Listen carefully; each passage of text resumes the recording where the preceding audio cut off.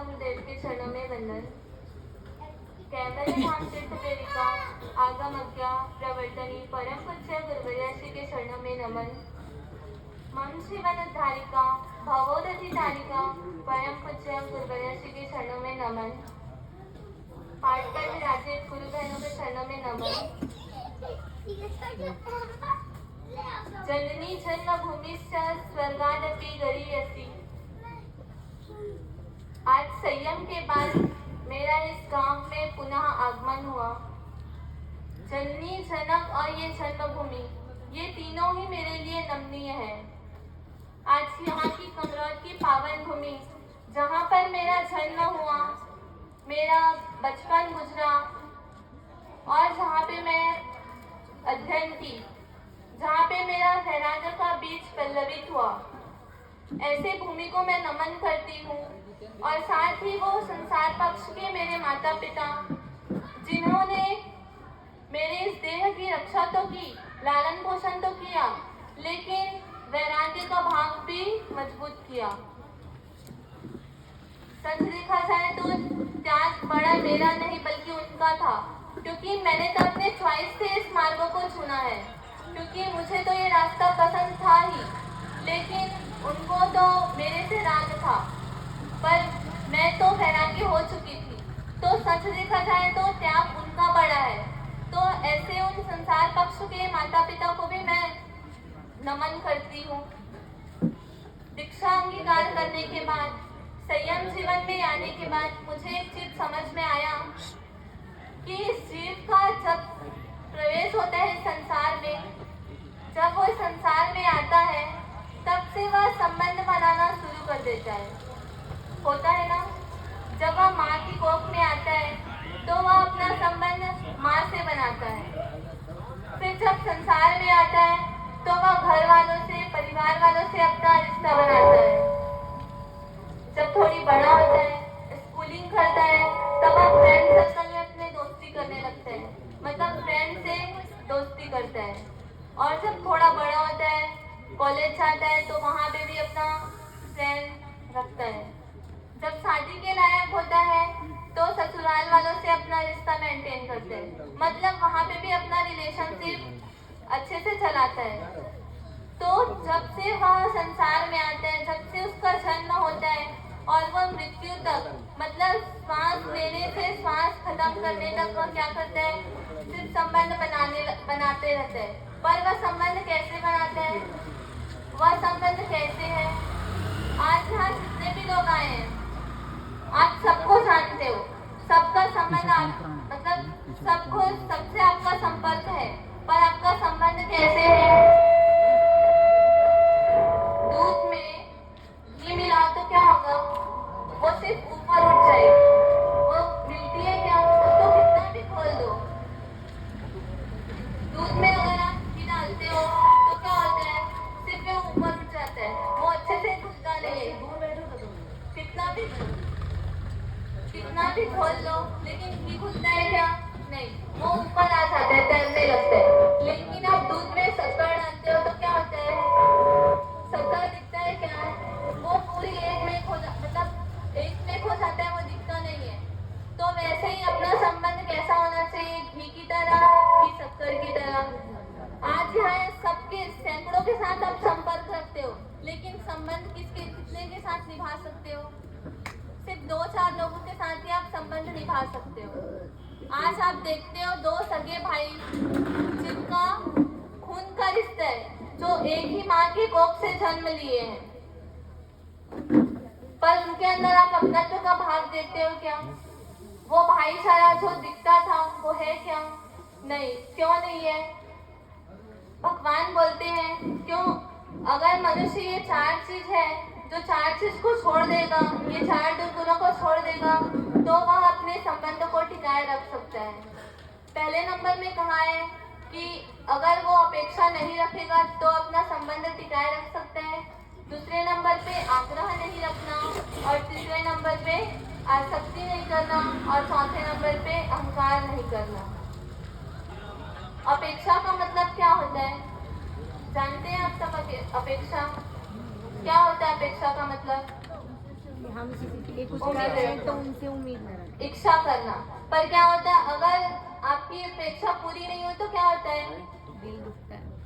हर माँ बाप की अपेक्षा होती है कि उसका बच्चा स्कूल जा रहा है तो अच्छे से अच्छे नंबर पे वो पास हो, 90% आए उसका। पर अगर 90% से कम आता है तो क्या होता है? आप दुखी हो जाते हो। क्यों होते हो दुखी? क्योंकि आपकी अपेक्षा पूरी नहीं हुई इसीलिए, है ना? अगर आप अपेक्षा रखोगे ही नहीं तो आपको दुखी होना नहीं पड़ेगा। आप कहीं जाते हो अपने किसी फ्रेंड के घर, तो आपको अपेक्षा रहती है कि मैं इतने दिन के बाद उससे मिलने जा रही हूँ तो वो मेरा वेलकम अच्छे से करेगी, मेरे को लेने के लिए गेट तक आएगी। पर ऐसा कुछ भी नहीं है, वो देख के आपको सिर्फ स्माइल की, अच्छे से बात भी नहीं की। तो फिर क्या होता है? जो आपकी एकदम क्लोज की फ्रेंड थी वो क्या हो जाता है?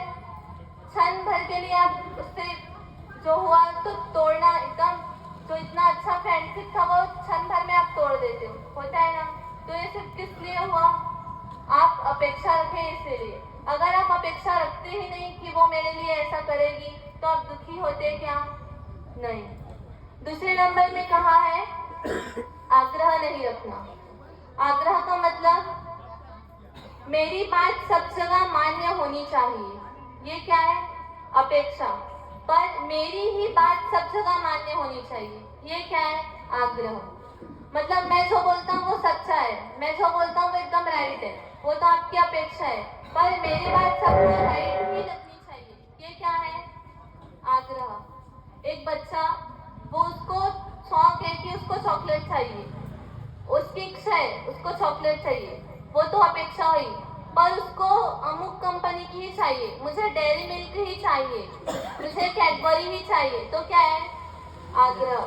जहाँ पे आग्रह है वहाँ पे संबंध टिकाए नहीं रख सकते। एक बार क्या हुआ, एक कपल बैठे रहते हैं, वो दोनों आपस में बातचीत करते रहते हैं। तो उसकी वाइफ जो है वो बोलती है कि मेरा जो बच्चा पैदा होगा ना उसको तो मैं पढ़ा लिखा कर डॉक्टर ही बनाऊंगी, क्योंकि आए दिन रोज शरीर में तकलीफ आती रहती है, रोज डॉक्टर के पास जाना पड़ता है, कभी पेट दुख रहे, कभी हाथ पैर दुख रहे, मतलब डॉक्टर के पास रोज जाना ही पड़ता है किसी न किसी कारण से। तो उसको तो मैं अच्छे से पढ़ा लिखा कर डॉक्टर ही बनाऊंगी। तो उसका जो हस्बैंड है वो बोलते हैं नहीं, इसको तो मैं पढ़ा लिखा कर वकील बनाऊंगा, क्योंकि जो मैं व्यापार कर रहा हूँ ना वो आजकल अभी मेरे को बहुत सारी तकलीफें को देखना पड़ रहा है, तो इसको देखते हुए मैं तो उसको वकील ही बनाऊंगा।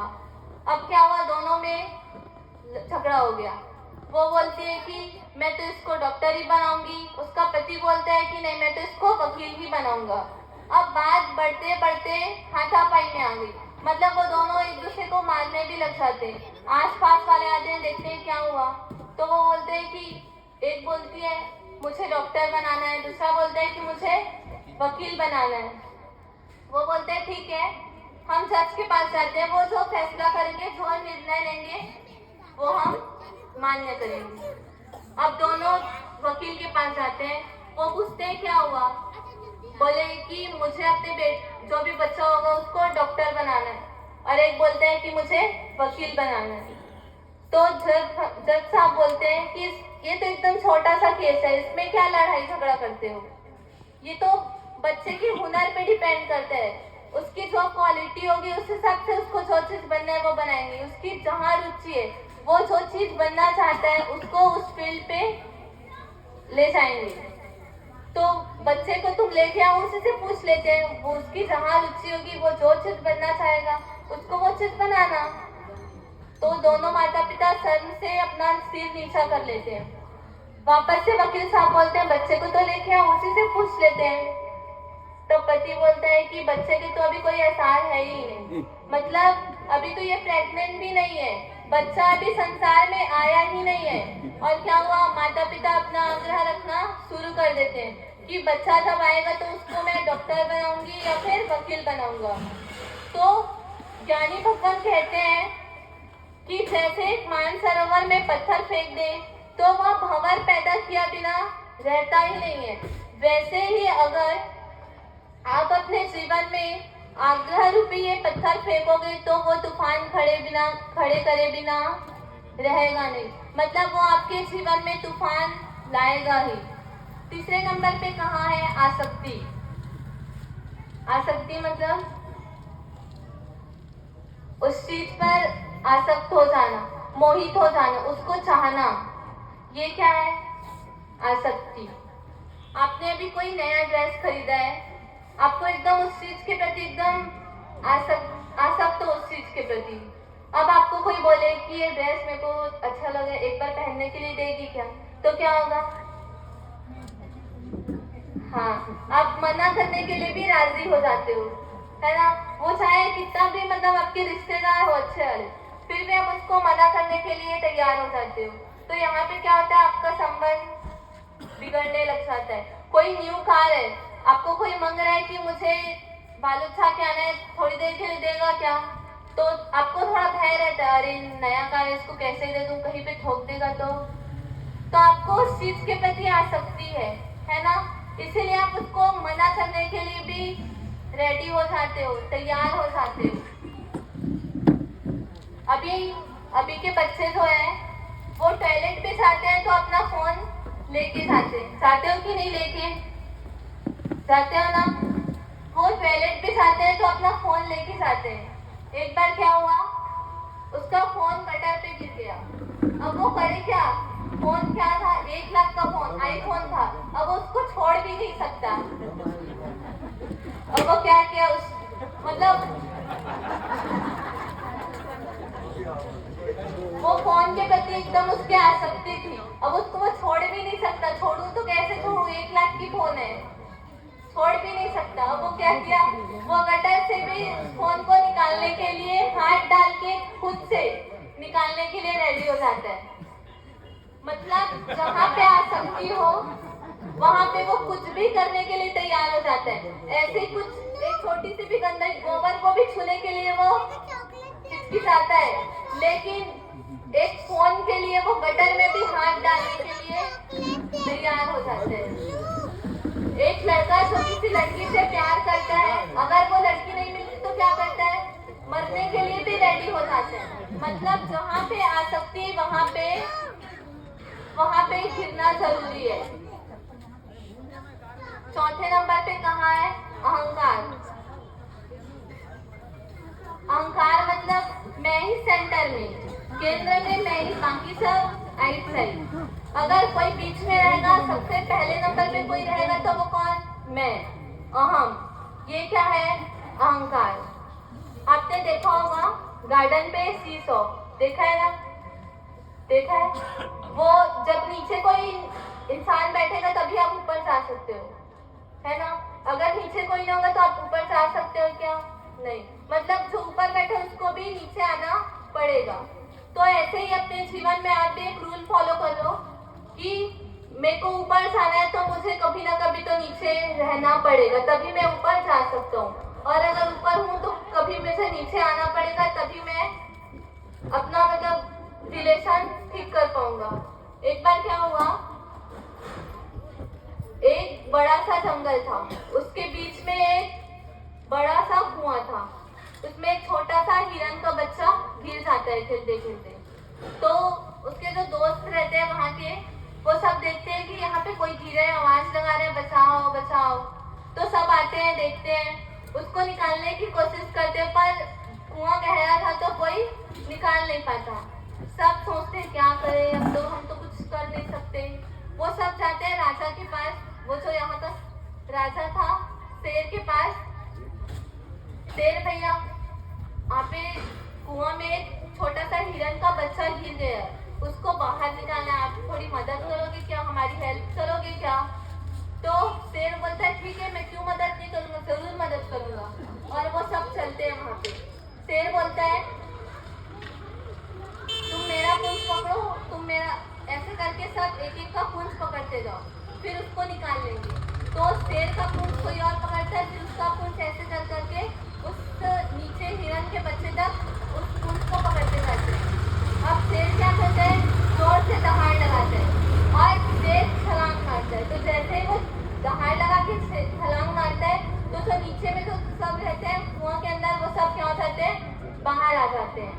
तो वो सब मतलब जो हिरन का बच्चा था वो बच जाता है। सब बोलते छोटे से हिरन को बचाया, आप अच्छे से मतलब हमारे जंगल में रक्षा कर सकते हो, आपको राजा बना देते, अब उसको राजा बना देते। तो उसमें एक सियाल रहता है, उसको अहंकार हो जाता है कि ये क्या किया, थोड़ा सा दहाड़ बस तो लगाया, उसमें सब चीज़ मतलब सब जो बाहर हिरन का बच्चा था वो बाहर निकल गया, इसमें क्या बड़ी बात है, मैं भी एक दहाड़ लगाऊंगा तो मैं भी ऐसा काम कर सकता हूँ। वापस एक बार कोई ऐसा मतलब मौका और हुआ कि कोई और बच्चा वहाँ पे गिर गया, तो वापस सबको तो पता था कि शेर तो निकाल सकता है, सब वापस शेर के पास जाने लगते हैं। तब उतने में सियाल बोलता है कि शेर के पास मत जाओ, ये काम तो मैं भी कर सकता हूँ, ये शेर में मतलब शेर और मेरे में क्या फर्क है, ये तो काम मैं भी कर सकता हूँ, चलो मैं ही बचा लूंगा, शेर के पास जाने की जरूरत नहीं है। सब सियाल के पास आते हैं, सियाल बोलता है कि तुम मेरा पूंछ पकड़ो, मेरा ऐसे करके वो भी वही काम करता है। पर सियाल शेर के जैसे रहता है क्या, सियाल कैसे रहता है, डरपोक रहता है, वो दहाड़ लगाता है तो खुद ही हिल जाता है और वो खुद भी नीचे गिर जाता है, मतलब अहंकार जो है वो खुद तो गिरता है, बाकी सबको भी गिरा देता है।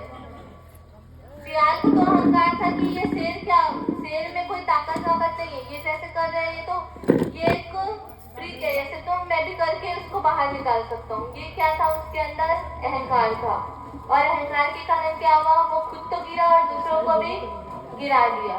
तो ज्ञानी भगवान बोलते हैं कि अगर आप आपके जीवन में ये 4 चीज है, क्या क्या चीज, अपेक्षा, आग्रह, आसक्ति और अहंकार, अगर ये चारों चीज अपने जीवन से निकाल दोगे तो आप अपने संबंध को अच्छे से निभा सकते हो। ये तो हुआ यह लौकिक सुख, मतलब इस संसार में सिर्फ इस भाव के लिए आप अपने संबंध को बना सकते हो, लेकिन आपको भवो भव तक अपने संबंध को बनाए रखना है तो आपको किससे संबंध छोड़ना पड़ेगा, परमात्मा से। तो क्या आपका संबंध परमात्मा से है कि नहीं। एक पानी है बाउल में, मतलब तालाब में पानी है, वहाँ पे पत्थर भी है और मछली भी है, ठीक है।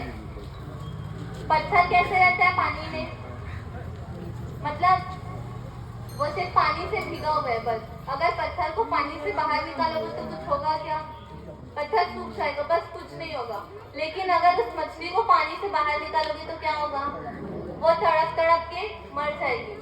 तो वैसा संबंध परमात्मा के साथ अपना है क्या, कि अगर कोई परमात्मा का दर्शन नहीं होगा या फिर हमारा धर्म छूट जाएगा तो हम मछली की तरह तड़प पेंगे क्या, ऐसा संबंध हमारा परमात्मा के साथ है।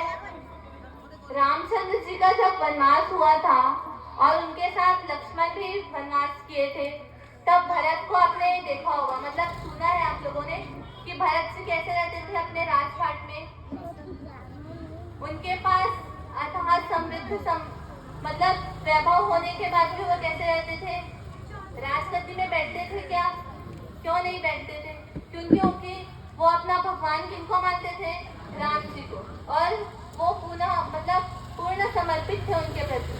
उनकी श्रद्धा कैसे थी, गाढ़ श्रद्धा थी। वो क्या राजगद्दी में बैठे क्या, राजमहल होने के बाद भी वो कैसे रहते थे, जमीन पे सोते थे ना। तो वैसे ही हमारी श्रद्धा भी कैसे होनी चाहिए, भगवान के प्रति अटूट होनी चाहिए। अगर अटूट श्रद्धा रही तब हम अपने जीवन को अच्छे से चला सकते हैं। ये 4 जो दुर्गुण मैंने बताया अभी, वो 4 दुर्गुण अगर आप अपने जीवन से निकाल दोगे तो आप इस संबंध को बनाए रख सकते हो और अपने परमात्मा के साथ अपना संबंध बनाए रख सकते हो। अगर ये 4 दुर्गुण मेरे अंदर हो तो वो भी निकले, और अगर मेरे अंदर हो तो निकले, ऐसा आशीर्वाद आप सब दे। और जिस मार्ग पे निकली हूँ, जिस इच्छा को पूरी करने के लिए, जो मेरी इच्छा है कि मुझे मोक्ष मिले, तो वो मुझे जल्द से जल्द मिले।